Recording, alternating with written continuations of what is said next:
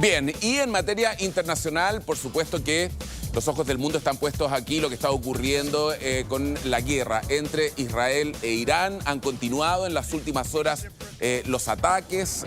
La verdad es que todo esto, mientras el mundo contiene el aliento, Estados Unidos decide si es que va a intervenir o no en el conflicto. Bueno, queremos profundizar en lo que ha ocurrido con esta guerra. Nos acompaña aquí en el estudio el analista internacional Guillermo Holzman. ¿Cómo estás, Guillermo? ¿Qué tal? Buenas ¿Cómo noches. Estás? Buenas noches, me agrado saludarte. Gracias por acompañarnos. Bueno, revisemos lo que ha ocurrido en las últimas horas. Continúan los ataques mutuos. El ejército iraní ha atacado también varios objetivos israelíes. Se habla de 44 nuevos heridos en los últimos minutos también. Efectivamente, y lo más probable es que tengamos más muertos. Los misiles que está hoy día lanzando Irán han logrado penetrar el domo de hierro de Israel, han caído en zonas del centro de Tel Aviv, cerca de hospitales, cerca de embajadas, cerca de misiones diplomáticas, particularmente a la Unión Europea en el día de ayer.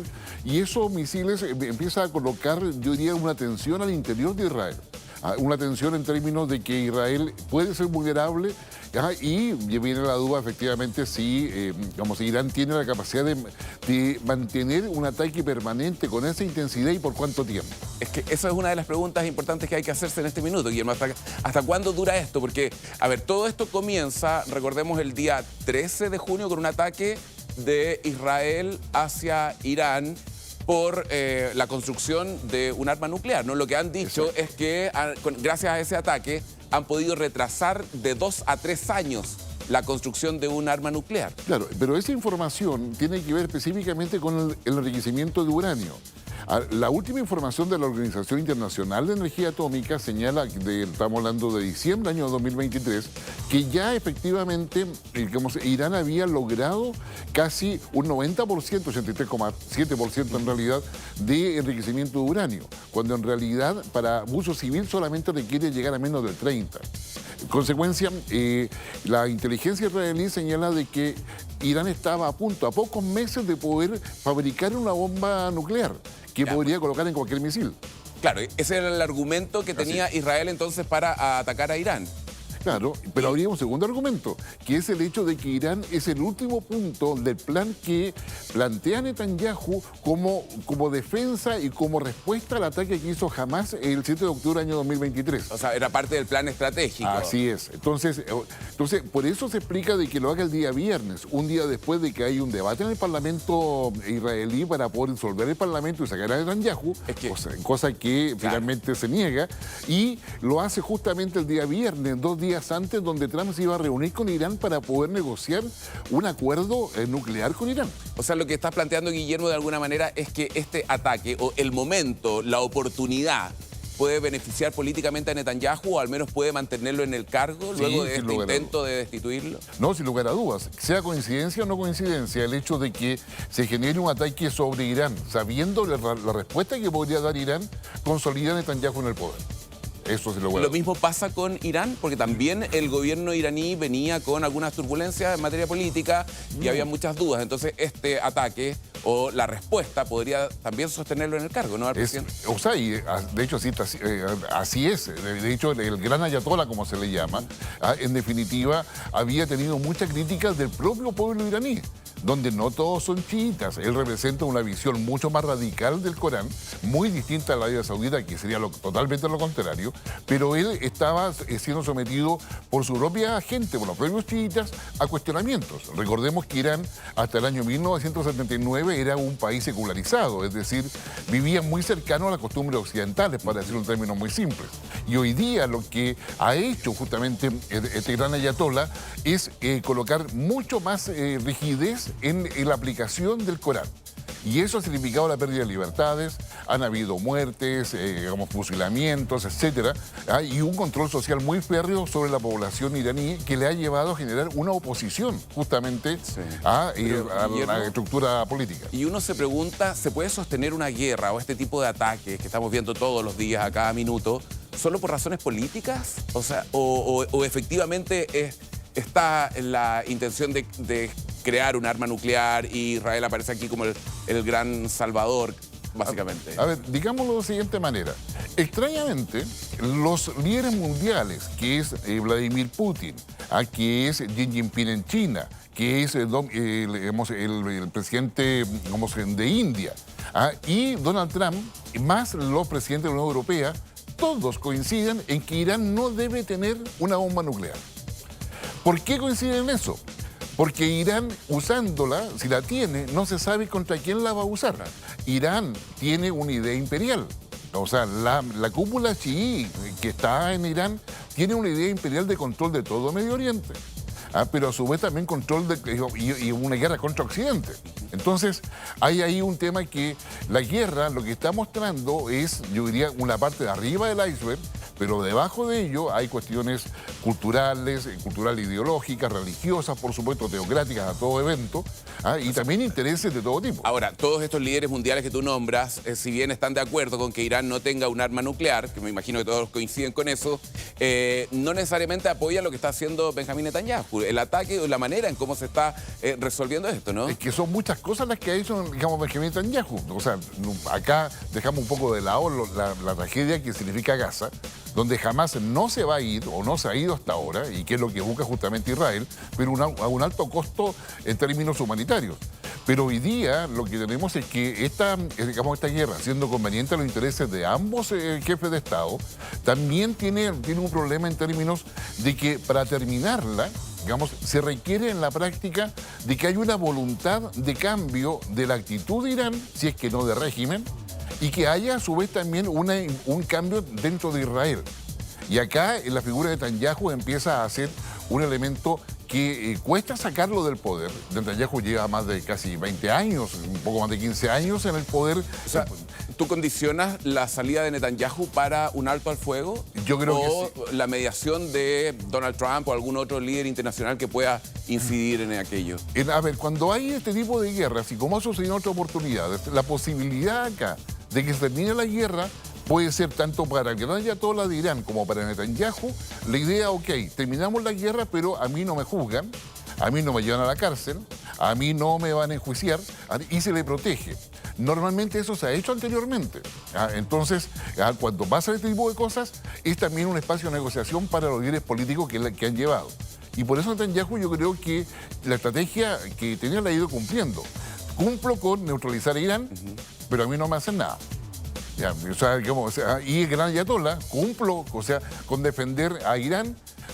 No va a haber cambio de régimen, pero yo voy a dar un paso al costado. Es que es muy difícil pensar que puede haber un cambio de régimen en medio de una guerra, de una escalada de violencia. O sea, ¿cómo podrían eventualmente pensar en destituir o el ayatolá o a Benjamín Netanyahu en medio de una guerra que cumple una semana? Es que si efectivamente, y ahí viene el tema de la disuasión, el hecho de que Donald Trump pueda intervenir en la guerra lanzando en los bombardeos B-2 estas bombas antibúnker que penetran el hormigón, la piedra, etcétera, para poder llegar a las instalaciones subterráneas que tiene Irán, eso sería suficiente como para poder decirle a la gran ayatolá, ¿por qué no renuncia? ¿Y por qué no lo ha hecho hasta ahora? ¿Qué ha detenido a Donald Trump? ¿Qué ha detenido a Estados Unidos a intervenir? Que si interviene, hay tres cosas fundamentales. La primera de ellas es que significa involucrar a todo Medio Oriente en ello. Lo segundo es mostrar la eficiencia o no de los cohetes, de las bombas que van a lanzar. Y lo tercero, que es la más grave, que si lanzan eso no saben cuál va a ser el efecto radioactivo que va a haber en los alrededores justamente de Atlanta y que podría afectar a países vecinos. Bien, vamos a ver qué va a pasar. Guillermo, te pido que sigas con nosotros porque sin duda que hay consecuencias económicas también, que ya se están comenzando a sentir en todo el mundo, ¿no? Efectivamente, y esas consecuencias económicas parten por ver cuánto va a durar esto. Ya Donald Trump dijo una cosa, 2 semanas más, y eso pone en alerta al mundo. Ahora, lo que ha dicho Israel es que esto va a ser mucho más largo que 2 semanas. Exactamente, y es lo que es lo que se trata de evitar. Hace el día de ayer estuvo el canciller iraní en una reunión en Europa con el presidente francés, etcétera, tratando de poder encontrar un acuerdo. No se llegó a nada.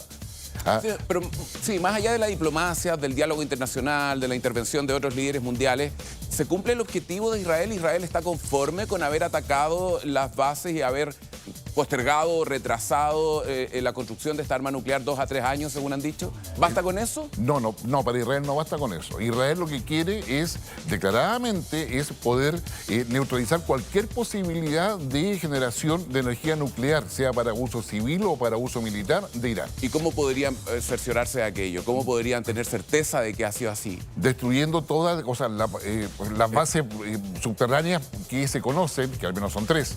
Digamos, uno es la de Natanz, que es donde se ha concentrado el fuego israelí, la otra es la de Fordow, que es donde se pretende atacar finalmente, que es la más importante y es donde hay evidencia de que hay una amplitud de instalaciones que no se han mostrado a los veedores internacionales y que efectivamente ahí se está produciendo el uranio enriquecido para poder hacer un arma nuclear. Sí, ¿y qué tanto poder tiene el ejército iraní para resistir estos ataques? Tiene muchos soldados, pero no suficiente armamento ni tampoco suficientes municiones. Recordemos que Irán mantiene una alianza tecnológica y militar tanto con Rusia como con Corea del Norte. Pero a su vez, a raíz de lo de Rusia en Ucrania, ¿qué es lo que ha sucedido? Que Irán le ha pasado mucho también drones a Rusia. En consecuencia, la capacidad que tiene hoy día Irán en términos de poder enfrentarse a un ejército israelí que tiene un abastecimiento permanente desde Occidente y particularmente Estados Unidos es muy baja. No obstante, tener mucha mayor cantidad de soldados o mucho mayor cantidad incluso de aviones, pero todos los aviones, los buques que tiene son de tecnología inferior a la que tiene Israel. Sí, tenemos imágenes en directo que nos llegan ahora a la televisión local. Guillermo, ¿cómo se vive permanentemente con esta idea de bombardeos que son constantes, ¿no? Y lo decíamos hoy, antes de ir al aire, estaba revisando la prensa internacional, un nuevo ataque, 44 heridos. La población civil, ¿qué tanto se ha visto afectada? Muy afectada. Yo conversaba con amigos en Israel que están allá, amistades, y me decían de que está muy tenso todo. Tienen que correr a esconderse en los refugios antibombas, en los lugares establecidos para ello. Y eso significa una tensión que para Israel realmente a los ciudadanos le complica demasiado. Sí, muchísimo. Bueno, ha pasado una semana desde el inicio de la guerra. El mundo comienza a sentir todas estas repercusiones. Uno de los puntos claves, sin duda, es el traslado de petróleo, que está seriamente comprometido. Bueno, ¿de qué manera este conflicto bélico afecta a nuestro país? Lo vemos en la siguiente nota de Esteban Beaumont. La escalada violenta entre Irán e Israel continúa tensando el mundo. Entre ataques, declaraciones grandilocuentes y la muerte de civiles, la economía global tambalea. La guerra en Medio Oriente podría desencadenar una crisis energética mundial. Los conflictos bélicos afectan la productividad de los países, afectan la competitividad de los países que son más vulnerables. Ahí estamos nosotros, más de 15.000 kilómetros nos separan de la guerra, pero las repercusiones económicas no conocen de fronteras y mucho menos de distancias. La billetera va a sufrir, sobre todo cuando hablamos de petróleo.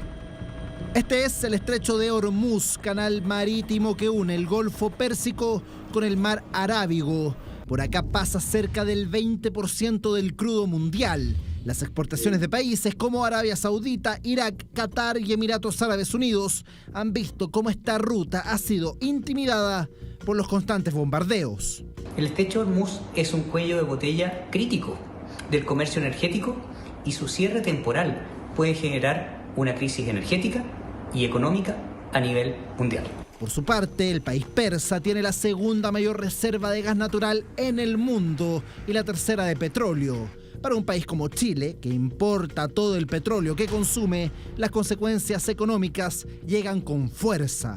Hace unos días, el Banco Central mostró su preocupación por los efectos del conflicto. La más evidente complicación, las bencinas podrían subir en las próximas semanas. Además de esto se puede ver en el mercado de divisas, donde el dólar suele tener una mayor importancia y se suele demandar de mayor manera en esta época de inestabilidad, lo que también eleva su cotización frente a otras monedas.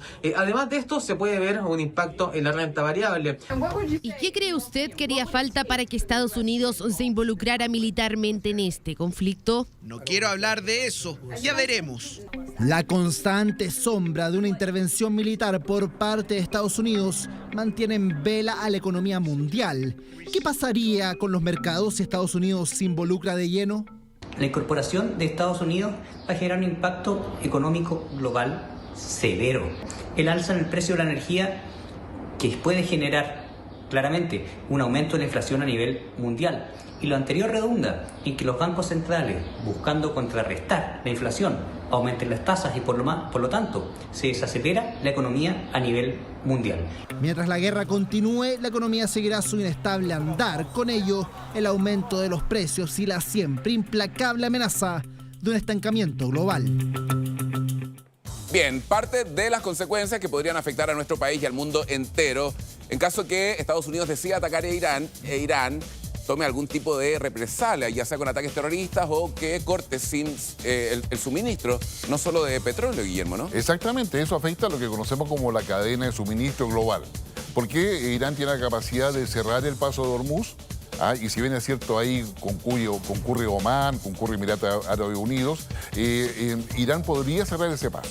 Pero por ahí no solamente pasa petróleo, porque estamos hablando además del Mar Rojo, estamos hablando de toda la costa, de los buques que vienen desde Asia, y sucede que países como Chile, o de América Latina en general, pero particularmente de nuestro país, dependemos de las importaciones.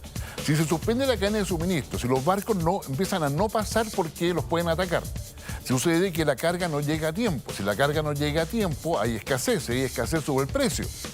O sea, es decir, la máquina económica funciona y la economía funciona por fuerte demanda. ¿Usted cree que Donald Trump no ha tomado la decisión de atacar o ha puesto este plazo de 2 semanas por lo mismo, para evitar que se interrumpa esa cadena de suministro, o temor a una represalia de ataques terroristas en diferentes partes del mundo? Se lo planteo como objetivos israelíes o estadounidenses en distintos lugares del planeta. Yo creo que hay 2 razones. La una, empezamos por la última, que efectivamente Irán ha mantenido durante décadas financiamiento para grupos terroristas que se denominan grupos proxy, como Hezbollah, por ejemplo, que tiene presencia en América Latina. Recordemos que Irán tiene presencia y tiene embajadas en América Latina y relaciones cercanas con Bolivia y con Venezuela al menos. Entonces, ¿qué pasa si estos grupos proxy empiezan a hacer actos terroristas en varias ciudades del mundo? Cambia la figura porque es ahí donde tendríamos un impacto global y un temor creciente de las poblaciones respecto a esos ataques terroristas. O sea, la idea sería mantener el conflicto localizado donde está actualmente, entre Israel e Irán, ¿no? Y que no escale a otras latitudes. Exactamente, y en eso está China, que tiene interés en Medio Oriente con lo que es la ruta de la seda, ¿no es cierto? La One Belt, One Road, o la franja y la ruta, como le llaman, donde participan varios países de Medio Oriente. Pero a su vez está Rusia, que tiene una base naval en Siria, donde ya el régimen se modificó. Guillermo, ¿y por qué Netanyahu no hizo ese cuestionamiento que usted cree que está haciendo hoy Donald Trump? ¿Por qué en su minuto el gobierno israelí no pensó en no atacar precisamente temiendo la consecuencia? Porque esto lo que genera es más odio, represalias, ataques terroristas. Sin duda es algo esperable, ¿no? Sí, es esperable. Israel representa, yo diría, un punto de Occidente en Medio Oriente. Un Medio Oriente con una larga historia religiosa, política, militar, incluso, recordemos la Primera y Segunda Guerra Mundial. Pero, digamos, Netanyahu además hay que ver su personalidad. Una persona que ha sido primer ministro muchísimas veces, que ha sido factor de unión y ahora último, los últimos 5 años, un factor de fraccionamiento dentro de la política israelí. El laborismo, que es la izquierda o la socialdemocracia dentro de Israel, está contra un Netanyahu que representa un partido de derecha, que es el Likud, y el Likud está aliado ahora a otro movimiento de ultraderecha, ultraortodoxos, que son parte de las discusiones que hay dentro de Israel. Pero es Netanyahu el que está aprovechando desde el ataque de octubre, el 7 de octubre del 23, hasta ahora para poder consolidarse en el poder. ¿Ya? Y sobre esa base generar la cohesión obligatoria o imperativa del pueblo israelí. Ahora, eso quería plantearle. ¿Qué tanto apoyo del pueblo israelí tiene su líder Benjamín Netanyahu? ¿Qué tan validado políticamente está lo que él está haciendo? A mí me da la sensación de que la mayoría de la población israelí no está tan de acuerdo con este tipo de ataques, ¿no? Con esta escalada de violencia. A ver, yo diría que el pueblo israelí, el que vive en Israel específicamente, desean que Israel siga existiendo. No quieren que haya un Israel ofensivo que tenga este tipo de actitudes. Sin embargo, si cambiase por otro primer ministro, quizás lo haría de otra manera, pero no variaría la posición de defender la soberanía de Israel. Entonces, el debate es Está por la bien. forma. Pero es que tal vez este es un sueño de Benjamín Netanyahu o algo más bien personal que no comparte el resto de la población, ¿no? Esta idea expansiva que tiene Netanyahu es de él solamente, ¿no? No, de él y de un sector importante de su partido del Likud, y particularmente de la ultraderecha o los ultraortodoxos respecto... Claro, no es una idea generalizada. Exactamente, no generalizada, pero pero debemos decir que todo el resto de la sociedad israelí está a favor de poder defender la soberanía. ¿Ya? O sea, hay muchos israelitas que a su vez, o sea, dentro de Israel no solamente hay israelitas, hay árabes, hay palestinos, Claro, incluso, claro, es decir, hay una posibilidad de ver varias instancias de étnicas y culturales ahí dentro. La única opción de detener la guerra es sacando a los líderes, ya sea el Ayatolá o Benjamín Netanyahu, o hay alguna manera de generar un diálogo para que esto se detenga. Los diálogos hasta ahora no han resultado. Los diálogos hasta ahora se han estado detenidos. Donald Trump, si Donald Trump avanza en atacar a Irán, e Irán responde con ataques terroristas a nivel mundial, al haber escasez, todo lo que es la estrategia de Donald Trump respecto a los aranceles como instrumento de negociación queda nula, de inmediato. Con un riesgo tremendo entonces queda nula. La reacción. Entonces, en esa perspectiva, Donald Trump lo está pensando mucho, está presionando mucho para que haya un diálogo. Guillermo, sigamos conversando, pero antes quiero que revisemos todo lo que ha ocurrido en los últimos minutos, porque Irán ha desatado esta ofensiva con misiles, con drones, que por primera vez alcanzaron un hospital en el sur de Israel. Bueno, han sido 7 días de intenso intercambio de fuego en este conflicto que evidencia también el creciente poder de armamento de ambas naciones y dejan entredicho la eficacia del afamado domo de hierro israelí, que era lo que estábamos conversando. Bueno,